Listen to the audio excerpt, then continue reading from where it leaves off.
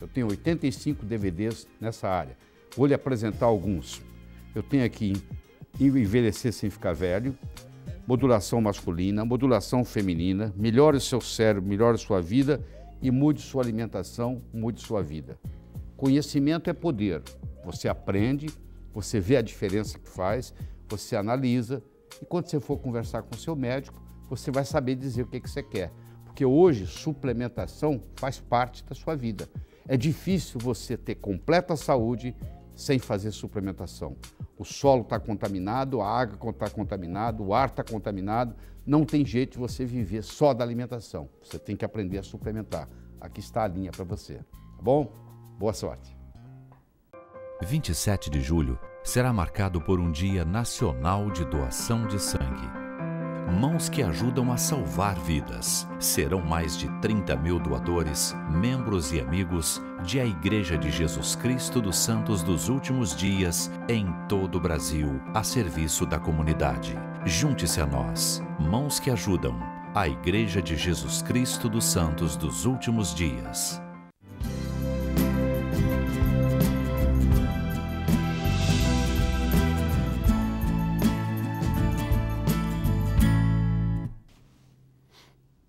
Olha, nós estamos hoje com o Dr. Sadi, que é otorrinolaringologista, com doutorado. E essa é uma preocupação que a gente tem sempre aqui, pessoal. Você que não entende muito bem o que é isso, depois da faculdade de medicina, que são 6 anos, agora querem botar 8, o cara vai virar presidiário, né? Porque presidiário tem mais direito do que o que eles querem que o médico formado faça, né? Regime de internato, sem salário, sem... Bom... mas assim, afora os anos de faculdade, ainda tem especialização, quer dizer, o cara tem que fazer uma prova para passar num outro vestibular, que é um funil. É mais difícil que o vestibular. Para fazer a residência, que não é só passar na prova e ganhar o título, não, o cara ainda tem mais alguns anos.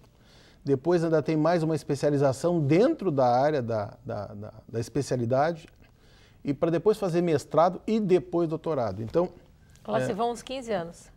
Então, por isso é que a gente faz questão de falar e citar, porque não, a gente tem procurado trazer aqui, é claro que não é o único otorrinolaringologista bom do estado, mas a gente convida muita gente, é o que a gente estava comentando agora no intervalo, tem gente que é excelente profissional, mas não consegue se expressar ou não gosta do vídeo. E o Sadi é professor, né? Então... ninguém melhor para falar, fala muito bem, consegue se expressar bem e a gente fez questão de trazer ele aqui. A gente já falou sobre doenças de inverno, algumas diferenças entre sinusite, gripe, Se você perdeu esse bloco, se você perdeu esse primeiro bloco, em breve, na próxima semana, vai estar no nosso site. Clique www.programavivamais.com.br que o programa vai estar lá. E vai ter também outros programas que o Dr. Sadi... Esse é a terceira ou quarta vez que tu vem conosco? Essa eu acho que é a terceira vez. Terceira vez. Então já tem mais 2 programas fora o de hoje para você assistir com o Dr. Sadi, que são maravilhosos, como sempre. Nossa Senhora. E continuando, Sadi, a gente está falando em doenças do inverno. Otite é muito frequente nessa época? Extremamente frequente. Extremamente frequente. A otite média aguda, que afeta uma população que principalmente gira em torno dos 6 meses aos 36 meses, ou seja, dos 6 meses aos 3 anos de idade, talvez seja uma das causas de atendimento pediátrico nessa época do ano mais comuns. Né? Tem uma dúvida, é mito ou verdade? Que quando a criança está com... Se tu apertar que assim, ela sente. Ou quando está com dor de ouvido, pode apertar que não sente? Não, na verdade, a tua pergunta é boa, né? Já que o entrevistado foi elogiado, vou elogiar meus entrevistadores. Como são do ramo, eles fazem perguntas absolutamente pertinentes. Né? Obrigada. Existe uma diferença entre 2 formas de otite. Tá? A otite externa, que é no canal auditivo até a membrana timpânica, ou seja, a infecção se dá praticamente, única e exclusivamente na pele que recobre o conduto auditivo externo, que é onde a gente inadequadamente coloca a gente, fica fuçando. Eu não ponho, mas coloca o cotonete, né? Essa é uma infecção que gera uma dor muito intensa, que pode gerar secreção no ouvido e sim, quando tu manipulas o tragus, essa dor aumenta, ela exacerba. Por quê? Porque tu mexe ali na pele onde está inflamada. Qual é a característica dessa doença? Ela acontece em todas as faixas etárias e é muito mais comum nos meses de verão. Por quê? Porque o fator predisponente dela é a umidade. Então o indivíduo toma banho de sanga, de mar, de rio, de piscina, né? E mantém o ouvido úmido, às vezes com prurido, ele manipula e abre portas, né, de infecção. Então essa é a otite externa. Normalmente não dá gripe e normalmente não dá febre e normalmente é um quadro que, bem tratado, ele é autolimitado. Tem uma exceção da otite externa, isso é importante a gente dizer. Indivíduo com diabetes e otite externa é um quadro que pode ser grave. Preocupante. Né? Muito preocupante. Esse indivíduo tem que ser tratado por otorrinolaringologista com antibiótico terapia pesada, é um caso à parte. Então, quase todas as otites externas, elas são, entre aspas, banais, muito dolorosas, mas banais, porque são autolimitadas, a gente trata e fica bom. Em diabético, abre o olho, luz amarela. Bom, então essa é a otite externa. Existe a otite muito mais frequente, a otite média, que é do tímpano para dentro, num espaço aéreo, né, onde estão os ossinhos, né, o martelo, a bigorna e o estribo. Essa é muito comum, então, nessa faixa etária que eu te falei, que é dos 6 meses aos 3 anos de idade, e se manifesta normalmente na esteira de uma infecção de via aérea superior. A criança está ali, meio gripadinha, e daqui a pouco ela começa, se ela for mais velha, ela vai dizer, estou com dor de ouvido. Né? Mas na maioria das vezes são crianças que não conseguem, inclusive, referir a dor. Então elas vão se tornar extremamente irritadas, vão negar a alimentação, porque cada vez que elas vão mamar, por exemplo, ela faz uma sucção e isso modifica a pressão do ouvido e isso aumenta a dor. E normalmente vai estar acompanhado de um episódio febril, 38, 38,5. Não a febre da amidalite, que dá 39, 40, mas 38, 38,5. Vai fazer a otoscopia e vai encontrar um tímpano abaulado, empurrado com o processo inflamatório. Trata, normalmente tem um bom desfecho. Né? Os casos que não são tratados, então, pode gerar complicações e levar, inclusive, às otites médias crônicas, que é um capítulo à parte. Sati, tem muito pediatra, e nos Estados Unidos a gente vê muito isso, que associa muito essas doenças, tipo própria sinusite, otite, que por aumento de secreção, com alimentação, tipo leite. Uhum. É mito? Não. Isso é constatado? Existem algumas intolerâncias, né? Intolerância à lactose, existem deficiências de imunoglobulina A. Então, tu tem uma série de fatores que nós chamamos de predisponentes para as infecções das vias aéreas superiores. Tá? Vamos em alguns mais básicos, né? Bom, imunodeficiência, sem dúvida nenhuma, né? Seja ela temporária ou seja ela definitiva. Vamos traduzir a imunodeficiência. O sistema imunológico, nosso sistema de defesa...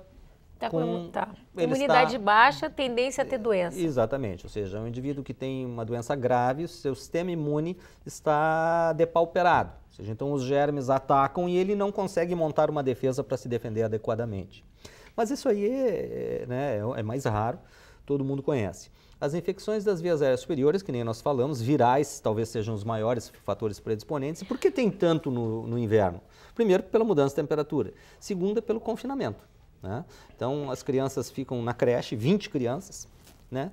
Se uma está com gripe, passa para todo mundo. Exatamente. E mais do que isso, às vezes passa para os pais também. Então, assim, a gripe ela pode gerar também dor de ouvido? A gripe, ela predispõe a otite média aguda que gera dor de ouvido. Tá?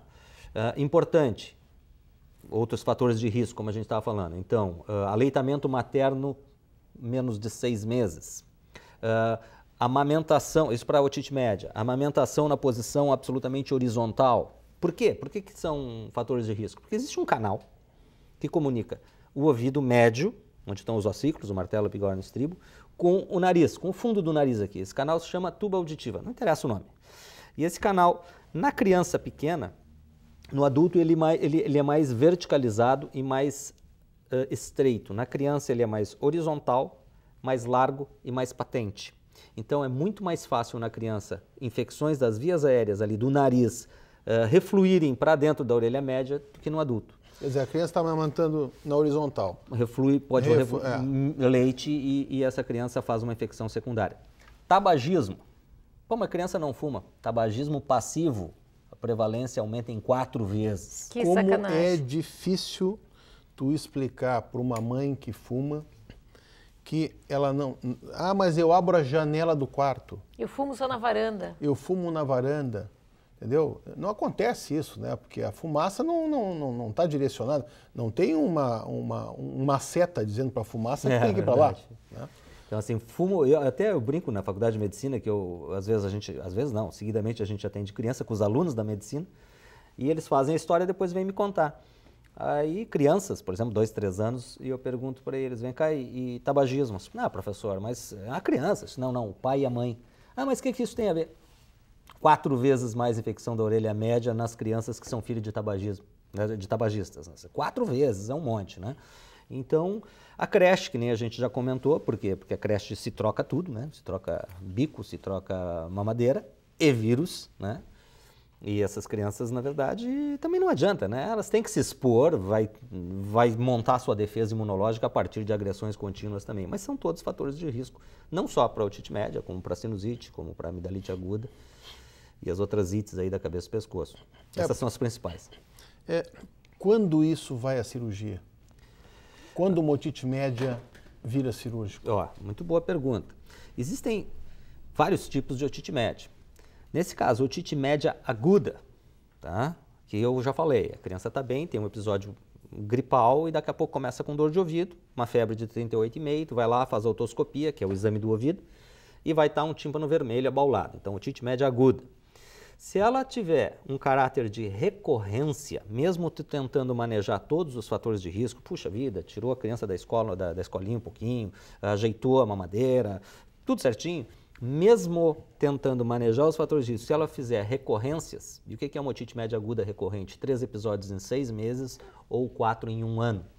Se isso suceder, né, e a vida da criança acaba se tornando um inferno, um né? inferno. Eu estava procurando infernal. Eu estava procurando uma palavra mais mais suave, mas não é. Não, mas é que dor de bem, ouvido, dor de ouvido e dor de dente estão ali, né? Então, neste aspecto, aí existe, né, pode existir a indicação da colocação dos chamados dreninhos, dos tubos de ventilação. O que a gente faz? A gente abre o tímpano, aspira a secreção normalmente purulenta aqui lá até dentro, e ventila artificialmente através de um pequeno dreno que tu coloca lá. Este também é o procedimento que se usa nas crianças com otite média serosa e secretora, principalmente. O que é isso? É catarro dentro do ouvido, tá? E que não tem sintoma na criança. Como é que acontece isso, catarro dentro do ouvido? Ou por pressão negativa ou por uma otite média que absolutamente não resolva, tá? Mas de qualquer maneira, tu fica com um líquido dentro do ouvido onde deveria ter ar. O que isso gera? Deficiência auditiva. Tá? Uma deficiência auditiva que a criança também, por ser muito pequena, não relata. Se ela for maior, ela vai dizer. Tu não vai aguentar 3 dias com esse tipo de deficiência. É como se tu descesse o avião, trancasse o ouvido e tu ficasse com aquilo o tempo inteiro. Então isso gera hipoacusia, perda auditiva condutiva, e no longo prazo pode gerar alterações da membrana timpânica também, gerando otite média crônica. Então esse catarro no ouvido, ele é deduzido a partir de informações, a mãe fala, a criança está desatenta, a professora chama a família porque a criança não está ouvindo, tu vai lá e faz o diagnóstico. Então se ele tratado, também tentando controlar os fatores de risco e não havendo resolução, aí também há a indicação da remoção desse líquido e colocação num tubo de ventilação, que é temporário, fica lá 6 a 8 meses, depois Isso se faz no consultório, se faz no hospital? Não, se faz no hospital porque o ouvido é um... Por que dói tanto o ouvido, né? O ouvido talvez seja um órgão do corpo humano com o maior, eu uso esse neologismo, o maior contingente neurográfico que existe é o ouvido. Por quê? Porque nós temos um órgão desse tamanho, muito pequeno, e recebe aferências de 7º paracraniano, 5º paracraniano, 9º, 10º, simpático cervical e plexo carótico, ou seja, um monte de nervo que chega no ouvido. Então ele tem muita aferência e, obviamente, ele incomoda muito. E a membrana timpânica é a mesma coisa, é parte do ouvido. Então é difícil tu fazer isso sem que desperte dor, mesmo num adulto. Então tu tem que levar, e é um microprocedimento, né, num espaço muito pequeno, então normalmente tu faz sob anestesia geral. Aproveitando a questão da dor de ouvido, existe dor de ouvido, mas não necessariamente, a dor no ouvido não necessariamente é dor do ouvido, Ana. Muita dor de dente chega a dar dor de ouvido, mas né? aos A gente montes. tem principalmente canal, normalmente o paciente se refere assim, olha, eu estava com o dente doendo, mas aí começou a doer meu ouvido, eu fui no otorrino. Exatamente. Sempre vão no otorrino primeiro, aí depois o otorrino examina e manda de volta para o dentista. Sem dúvida. Então, assim, tem o que nós chamamos de otalgia. Otalgia por quê? Dor no ouvido, otalgia. Reflexa, tá? Poxa, mas como é que é isso? É dor no ouvido, o paciente sente no ouvido. Mas a origem não é do ouvido, entendam? O artigo muda de do para no. A grande maioria dessas otalgias referidas ou reflexas tem como origem ou a região da orofaringe, né? Por exemplo, uma infecção bacteriana da amígdala pode dar, mas é uma coisa bem aguda. As crônicas, aquelas que os pacientes agendam para ir no teu consultório, elas normalmente estão relacionadas a distúrbios odontológicos e muito à articulação temporomandibular. O pessoal fala, me dá uma alfinetada dentro do ouvido, assim como ela vem, ela vai. Né? Tu olha o ouvido, está absolutamente normal. Um mandatário importante da nação foi ao médico com dor no ouvido, o pessoal examinou, não encontrou nada, passaram uma prescrição, tiraram foto inclusive com ele, e 3 semanas depois se achou uma lesão no laringe, né, desse paciente, que foi inclusive, não fez cirurgia, fez quimio e radioterapia, ou seja, um tumor da região da laringe ou da hipofaringe pode dar dor referida para o ouvido. Então, qualquer região da cabeça e pescoço pode ter essa dor. Tu chegou, enquanto estava falando sobre otite, tu falou em amidalite. Uhum. Se opera muito ainda a amidalite? Não. Por amígdala que constantemente está inflamada, hoje em dia é menos? Não, sem dúvida nenhuma, hoje é bem menos do que anos atrás. Né? Ou seja, quando eu fiz a minha formação, talvez até antes, a indicação de amidalectomia era tê-las. E tinha uma série de hipóteses de foco infeccioso e eu acho que o pessoal realmente não gostava muito das amígdalas e tiravam todas, né? Então... Ela tem uma função que seja bom deixar? Bom, tem. A resposta é sim, mas também pode ser não.